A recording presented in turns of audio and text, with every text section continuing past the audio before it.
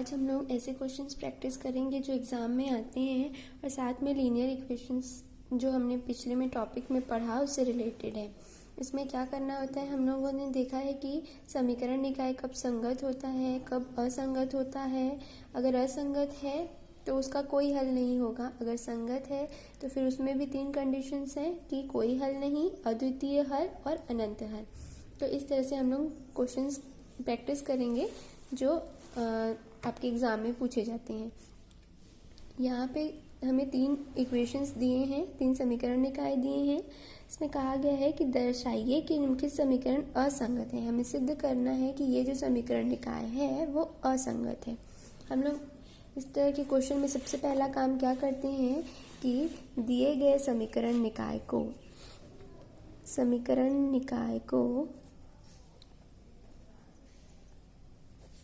ax equals to be के form में लिखते हैं। ax इक्वल्स टू बी के रूप में लिखने पर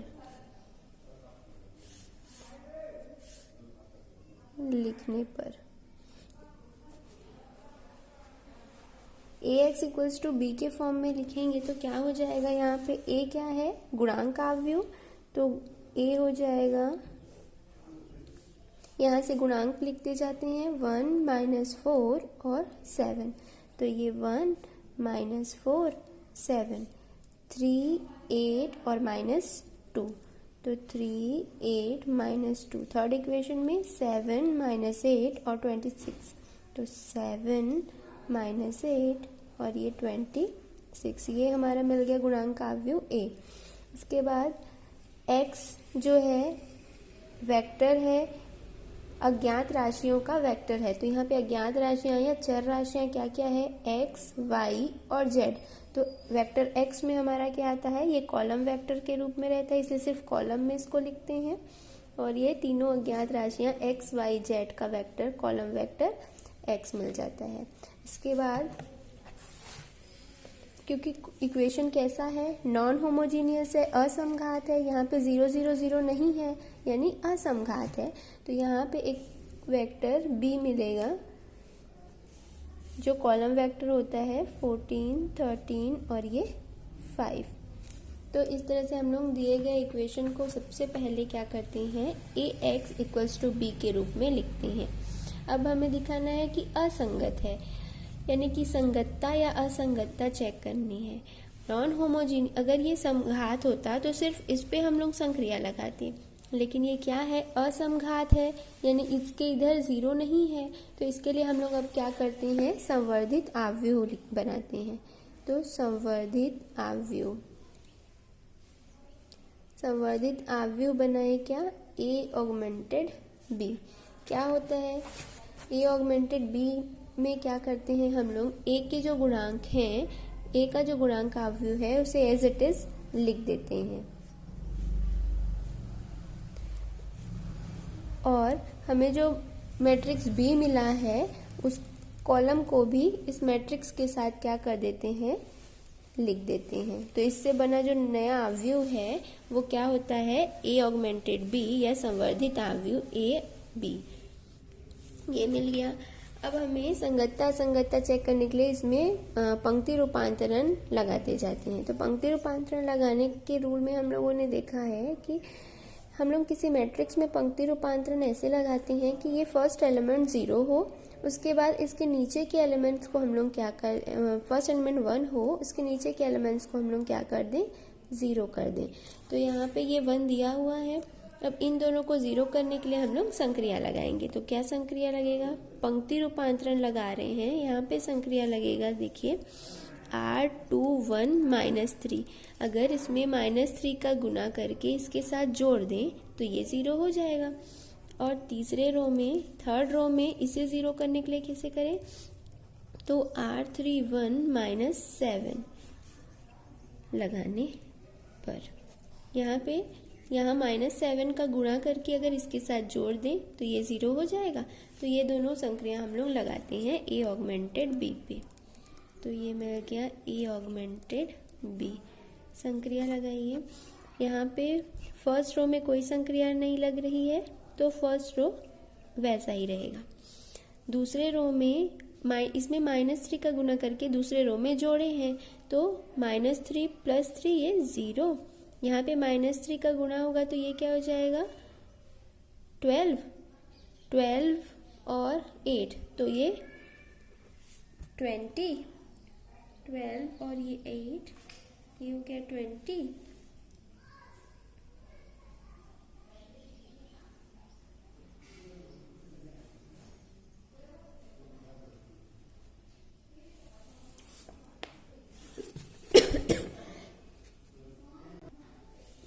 इसके बाद ये वाला एलिमेंट क्या हो जाएगा -2 और ये -21 तो ये हो जाएगा -23।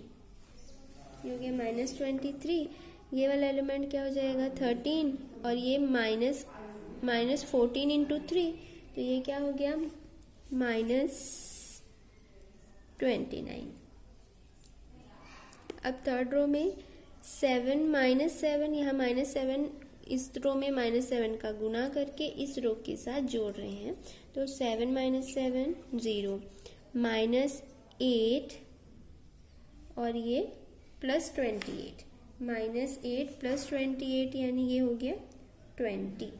और यहाँ पे 26 माइनस ये क्या हो गया 14, 26 - 14 तो ये मिल जाएगा हम लोग को -23। यहाँ 5 - 14 × 7 तो ये मिल जाएगा हमें -86। ये नया सा वर्धित अवयव मिल गया। यहाँ दोनों एलिमेंट्स हम 0 कर चुके हैं। अब हम लोग देख रहे हैं कि ये वाला रो, इस रो में ये दोनों एलिमेंट और ये दोनों एलिमेंट सेम है। इसमें -1 का गुना करके अगर इसके साथ जोड़ दें तो ये दोनों एलिमेंट 0 हो जाएंगे। तो संक्रिया लगाते हैं। संक्रिया R32 में -1 का गुना करके जोड़ने पे तो लगाने संक्रिया R32 - 1 लगाने पे क्या मिल जाएगा ये A ऑगमेंटेड B। यहाँ पे सिर्फ थर्ड रो में लगा रहे हैं तो थर्ड रो में चेंज होगा, बाकी वैसे ही रहेंगे।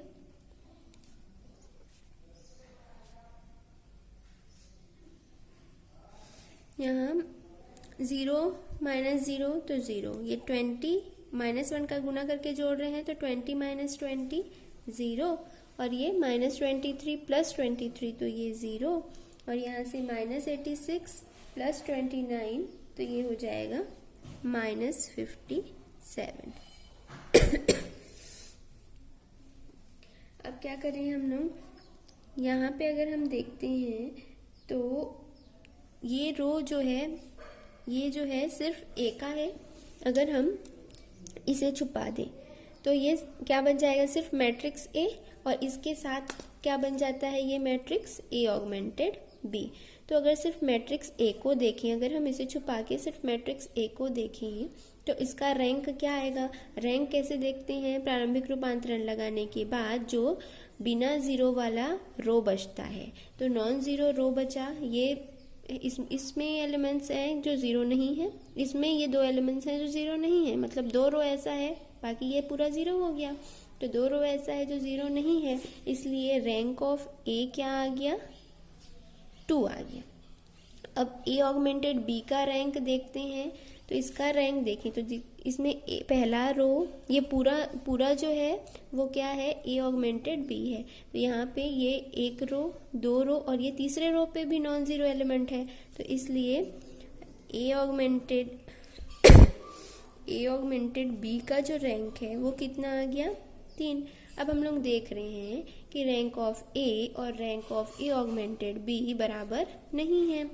हमें क्या मिल गया, क्योंकि rank of A not equals to rank of A augmented B, इसलिए दिया गया जो समीकरण निकाय है अगर ये दोनों रैंक बराबर नहीं होते हैं तो दिया गया समीकरण निकाय क्या हो जाता है असंगत हो जाता है। तो अतः दिया गया समीकरण निकाय असंगत है। निकाय असंगत है। अब नेक्स्ट क्वेश्चन देखते हैं। इस क्वेश्चन में क्या कहा है, 4 इक्वेशंस दिए हैं। यहाँ पे कितने इक्वेशंस हैं, 1 2 3 और 4। 4 इक्वेशंस दिए हैं और कहा है कि दिखाना है, दिखाइए कि ये जो समीकरण निकाय हैं ये क्या है, संगत हैं और इनका हल भी ज्ञात करना है। पहले हमें ये चेक करना है कि ये दिखाना है कि संगत है, फिर इसके बाद ये x y z की वैल्यू निकालनी है। तो सबसे पहले काम संगत या असंगतता चेक करने के लिए क्या करते हैं, दिए गए समीकरण निकाय को ax = b के रूप में लिखने पर, अब दिए गए समीकरण निकाय को ax = b के फॉर्म में लिखेंगे तो हमें मैट्रिक्स A क्या मिल जाएगा, ये मिल जाएगा पहले इक्वेशन के गुणांक 1 2 और -1, तो ये 1 2 -1। दूसरे के गुणांक 3 -1 और 2, तो 3 -1 2। तीसरे के गुणांक क्या क्या हैं, 2 - 2 और ये 3, तो 2 - 2 और ये 3। चौथे के 1 - 1 और ये 1, तो 1 - 1 और ये 1। ये हमारा मैट्रिक्स मिल गया। यहाँ पे देखिए 4 इक्वेशंस दिए थे, इसलिए 4 पंक्तियाँ बनी हैं और 3 चर हैं, x y z 3 चर हैं, 3 अज्ञात राशियाँ हैं, इसलिए 3 कॉलम बने हैं। तो ये 4x3 का मैट्रिक्स, गुणांक मैट्रिक्स जो है A मिल गया। इसके बाद वेक्टर x जो है हमारे अज्ञात राशियों का वेक्टर, कॉलम वेक्टर होता है। तो क्या क्या है, अज्ञात राशियां हैं x y और z, तो यहाँ पे हमें मिल जाएगा ये x, ये y और ये z। इसके बाद मैट्रिक्स B जो है नॉन होमोजेनियस इक्वेशन दिया हुआ है, यानी इधर 0 नहीं है, तो ये जो एलिमेंट्स हैं वो कॉलम वेक्टर B बनाते हैं, 3 1 2 और ये -1। इसके बाद संगतता या असंगतता चेक करने के लिए हम लोग A और मैट्रिक्स B को मिला के ऑगमेंटेड मैट्रिक्स या संवर्धित आव्यूह बनाते हैं। तो संवर्धित आव्यूह A ऑगमेंटेड B, ये क्या मिल जाता है हमें, पहले A के गुणांक को लिखते हैं। तो A के गुणांक मिल गए 1 2 -1 3 -1 2 2 -2 3, ये 1 -1 और ये 1। साथ में जो है B के ये जो एलिमेंट्स हैं ये कॉलम के रूप में A ऑगमेंटेड B में B भी ऐड हो जाता है। B को भी इस तरह से लिखते हैं तो हमें क्या मिल जाता है, मैट्रिक्स A ऑगमेंटेड B मिल जाता है। अब इसमें पंक्ति रूपांतरण लगा के हम लोग जो है इसे चेक करते हैं कि इसका रैंक क्या है। पहले चेक करेंगे सिर्फ A का रैंक और A ऑगमेंटेड B का रैंक क्या क्या आता है। तो यहाँ पे देखते हैं संक्रिया लगाने के लिए सबसे पहले ये एलिमेंट 1 होना चाहिए, तो ये 1 है। इसके बाद इन तीनों एलिमेंट्स को 0 करते हैं। इसे एलिमेंट्स को 0 करने के लिए इसमें ऋण 3 का गुना करके इसके साथ जोड़ देंगे। इसे 0 करने के लिए इसमें ऋण 2 का गुना करके जोड़ देंगे और इसे 0 करने के लिए इसमें ऋण 1 का गुना करके जोड़ देंगे। तो क्या क्या संक्रिया लगेगी, संक्रिया R21 -3, ये -3 है, R31 -2 तथा R41 -1 लगाने पर, तो ये तीनों संक्रिया लगाएंगे तो हमारा मैट्रिक्स A ऑगमेंटेड B क्या मिल जाएगा, तो ये हमें मिलेगा फर्स्ट रो में कोई भी संक्रिया नहीं लग रही है, तो first row as it is रहेगा 1 2 -1 और ये 3। फिर उसके बाद 3 - 3 0, -1 -6 तो ये हो गया -7 और ये 2 -3 तो 2 - 3 क्या हो जाएगा, यहाँ पे ये है 2 और -3 का गुणा होके ये हो गया +3 तो ये हो गया 5। फिर 1 -9 तो -8। 2 ये संक्रिया लगाएंगे तो 2 - 2 0, -2 -4 -6, 3 + 2 5 और यहाँ पे 2 -6 2 -6 तो ये -4।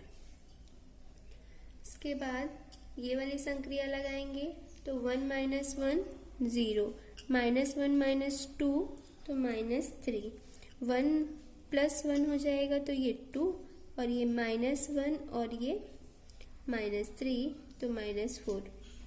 ये हमारा ए ऑगमेंटेड बी मिला। यहाँ पे हम लोगों ने यहाँ सबसे पहला काम 1 करना होता है, ये 1 दिया हुआ था, इसके नीचे के सारे एलिमेंट्स हम लोगों ने 0 कर दिए। इसके बाद क्या करते हैं हम लोग, ये वाला जो एलिमेंट है इसे 1 करने की कोशिश करते हैं। यहाँ हमें कॉलम ऑपरेशन नहीं लगाना है, सिर्फ पंक्ति रूपांतरण या रो ऑपरेशन लगाना है। तो हम लोग इसे 1 करेंगे। ये 1 करने के लिए क्या करेंगे, जैसे इसमें 2 मल्टीप्लाई कर दें तो ये -6 हो जाएगा और इसमें इसके साथ ऐड कर दें तो -7 + 6 कर दें तो ये 1 बन जाएगा। तो इसके लिए हम लोग क्या करते हैं संक्रिया लगाते हैं।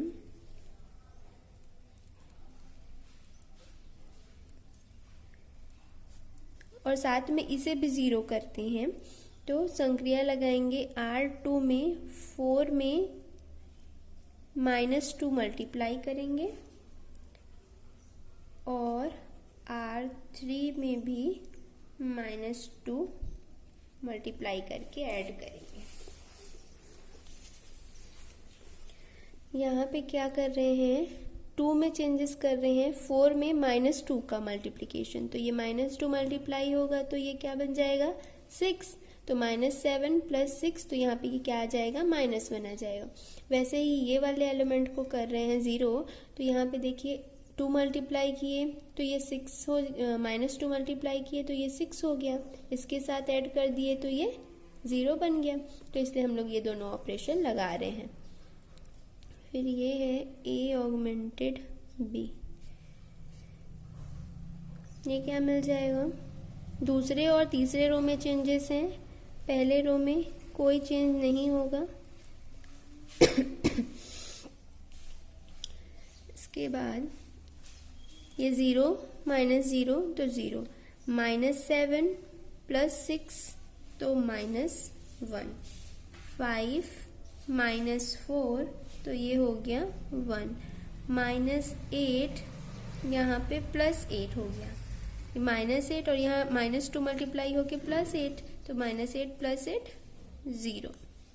फिर थर्ड रो में ये वाला ऑपरेशन लगाए तो 0 - 0 0, -6 और ये -2 मल्टीप्लाई होके +6 बन गया है तो -6 + 6 0, 5 यहाँ -2 मल्टीप्लाई किए तो ये -4 तो 5 - 4 ये हो गया 1, यहाँ -4 और ये -4 है, यहाँ -2 मल्टीप्लाई किए तो +8 तो ये हो गया +4। इसके बाद फोर्थ रो में कोई ऑपरेशन नहीं लग रहा है तो इसे हम लोग एज इट इज लिख देते हैं, 0 -3 2 और ये -4। ये हमारा जो है ए ऑगमेंटेड बी मिल गया। अब हम लोग कौन कौन से एलिमेंट्स को 0 कर सकते हैं देखते हैं। तो हमारा ये जो एलिमेंट है ये -1 हो गया है। तो यहाँ से इसमें 3 मल्टीप्लाई करके अगर ऐड कर दें सॉरी -3 मल्टीप्लाई करके अगर इसमें ऐड कर दें तो ये 0 बना सकते हैं। तो अब हम लोग इस एलिमेंट को 0 बनाते हैं। तो इसे 0 बनाने के लिए हम लोग क्या करेंगे, संक्रिया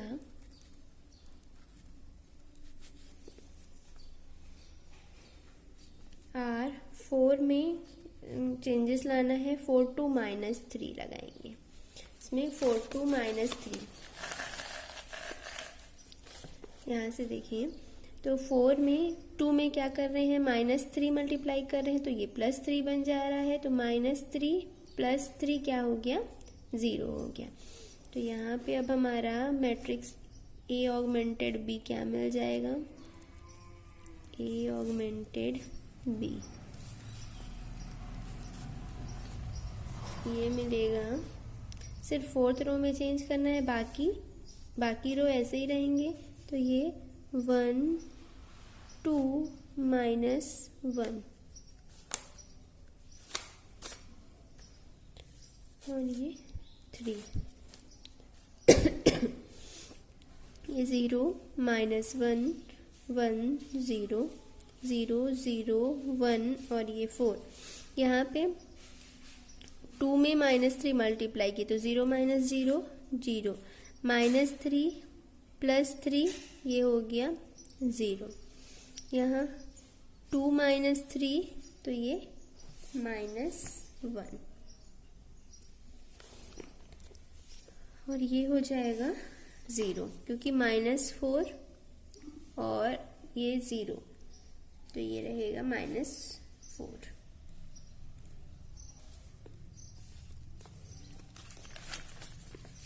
ये मैट्रिक्स मिल गया।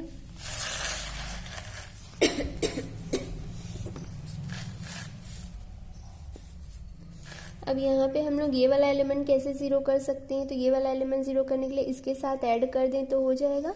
तो यहाँ पे फिर से हम लोग क्या लगाएंगे, संक्रिया R4 3 1। इन दोनों को बस हम लोगों को जोड़ देना है। तो क्या मिलेगा, A ऑगमेंटेड B जो मैट्रिक्स है वो मिल जाएगा हमें। पहला रो 1 2 -1 और ये 3, दूसरा रो भी ऐसे ही रहेगा, तीसरा रो भी ऐसे ही रहेगा।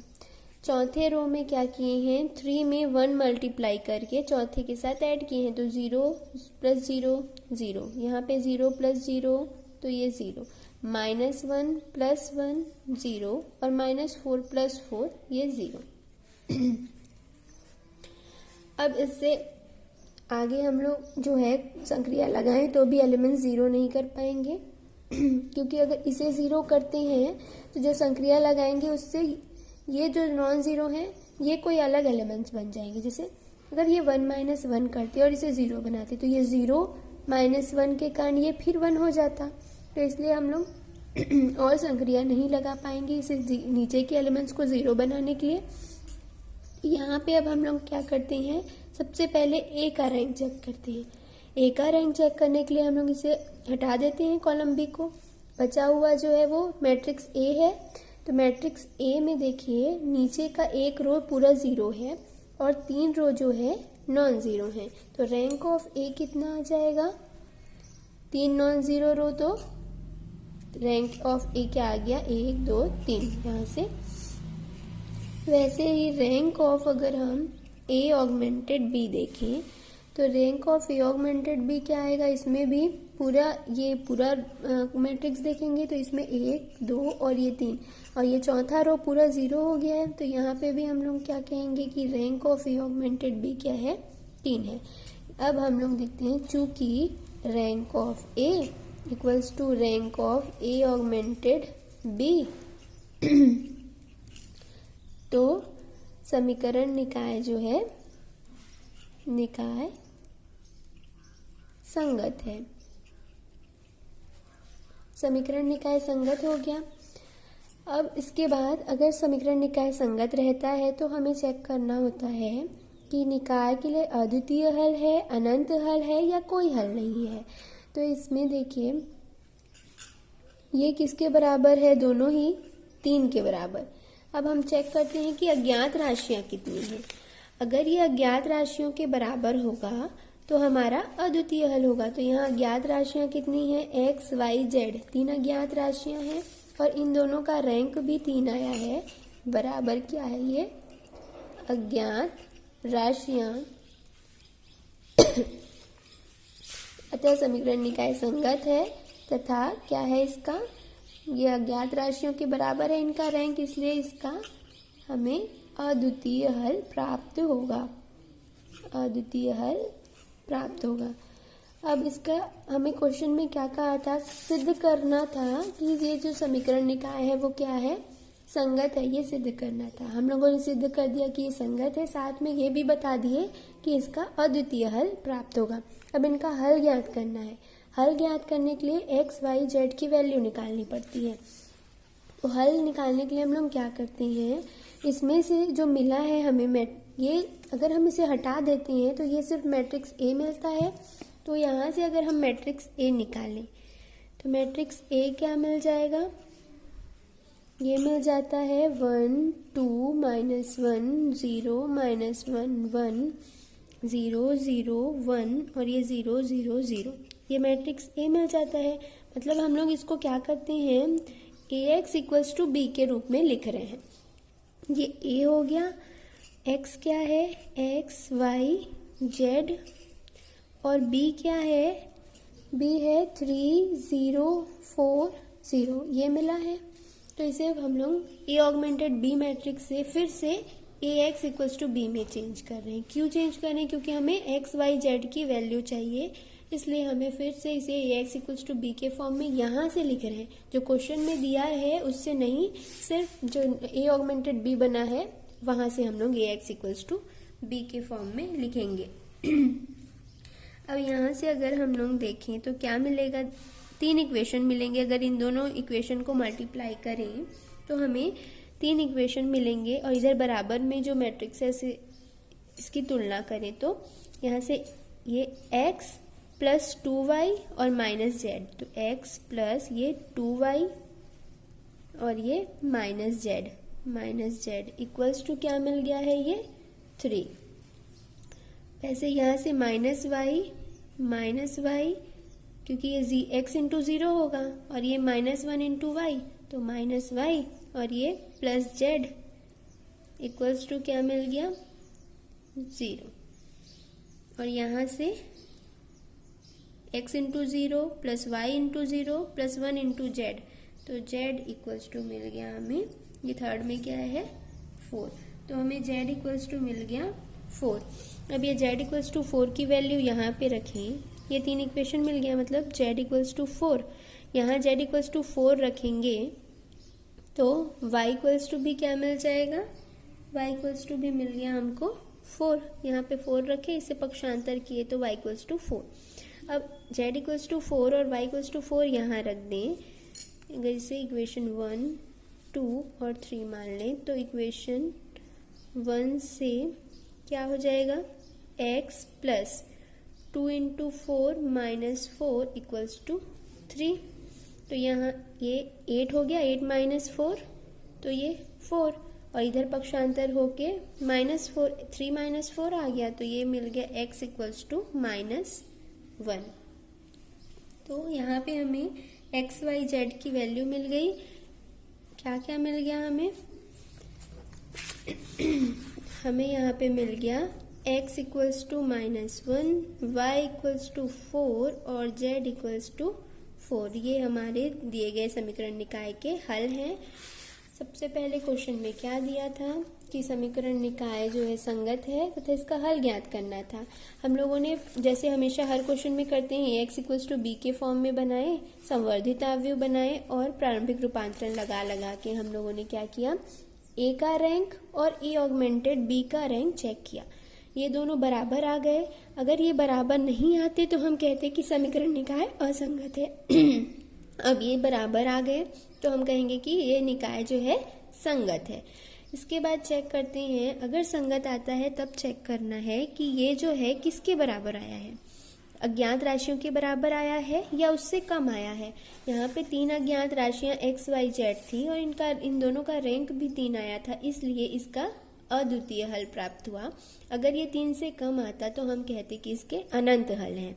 अब यहाँ पे 3 आ गया तो इसका मतलब अद्वितीय हल है। अब इसका हल भी ज्ञात करने कहा गया है, इसलिए हम लोगों ने फिर से ax = b के फॉर्म में लिख के इससे 3 इक्वेशंस बनाए हैं और इन तीनों इक्वेशन को हल करके x, y, z की वैल्यू निकाले हैं और हमारा दिए गए समीकरण निकाय का जो है ये x, y, z का वैल्यू निकल गया है।